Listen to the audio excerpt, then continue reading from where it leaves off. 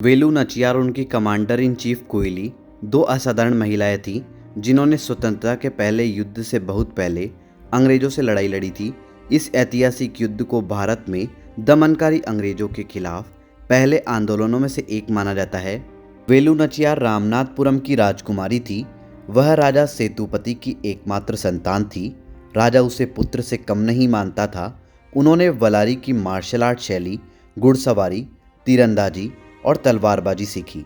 उन्होंने तमिल, संस्कृत और यहाँ तक कि फ्रेंच और अंग्रेजी सहित कई भाषाएं भी सीखी। एक तटीय राज्य होने के कारण उनके पिता यूरोपीय लोगों के साथ स्वस्थ व्यापारिक संबंध रखना चाहते थे। वेलु अक्सर व्यापारिक बैठकों और विदेशी व्यापारियों के साथ लेन देन में अपने पिता का प्रतिनिधित्व करती थी। वेलु नाचियार ने शिवगंगई के राजा उदय थेवर से शादी की। शिवगंगा राज्य का विशेष महत्व था। यह भारत और श्रीलंका के बीच मार्ग की रक्षा करता था। ब्रिटिश और फ्रांसीसी दोनों ही इस राज्य पर नियंत्रण चाहते थे। अंग्रेजों ने मदुरई के नवाब हैदर अली का पक्ष लिया और शिवगंगा पर हमला कर दिया। अंग्रेजों के आधुनिक उपकरण और हथियार, हैदर अली के लोगों का शिवगंगा से कोई मुकाबला नहीं था। राजा उदय थेवर ने युद्ध में अपनी जान और जमीन दोनों खो दी। वेलु नाचियार विपक्षी गांव में भाग गई। वेलु अपने पति की मौत का बदला लेना चाहती थी, लेकिन एक विधवा शरण रानी शक्तिशाली ईस्ट इंडिया कंपनी के खिलाफ खड़ी नहीं हो सकी। उसने लंबा गेम खेलने का विकल्प चुना।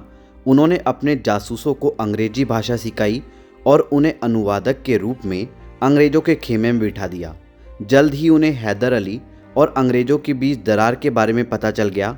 उन्होंने अली को एक पत्र लिखकर अंग्रेजों के खिलाफ गठबंधन की पेशकश की।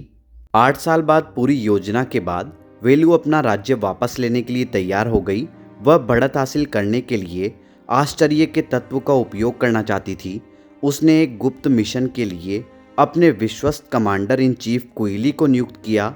मिशन का उद्देश्य शिवगंगा किले के अंदर मौजूद ब्रिटिश गोलाबारी के एक बड़े हिस्से को नष्ट करना था। चूँकि यह उनका पुराना किला था और वे इसके चप्पे चप्पे से परिचित थे। विजयदशमी की रात कुइली ने जासूसों के एक समूह के साथ भेष बदलकर किले में प्रवेश किया। विजयदशमी उत्सव और सजावट की रात है। समूह ने अपने फूलों की टोकरी के अंदर हथियार छिपाकर प्रवेश किया। उन्होंने शस्त्रागार में गार्डों को हटा दिया।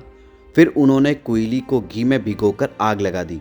कुइली जलती हुई पाउडर फास्फोरस से भरे एक कमरे में भाग गई और अपनी रानी और राज्य के लिए अपना जीवन बलिदान कर दिया।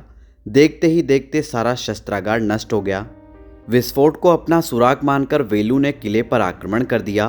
अंग्रेज इस हमले से आश्चर्यचकित थे और उनके पास बचाव के लिए कोई शस्त्रागार नहीं था। विस्फोट से दीवार भी टूट गई थी, जिससे दुश्मन सेना अंदर आ गई। हैदर अली और वेलु की सेना दो अलग अलग तरफ से हमला कर रही थी। भेष बदले हुए जासूस अंदर से सैनिकों को मार रहे थे।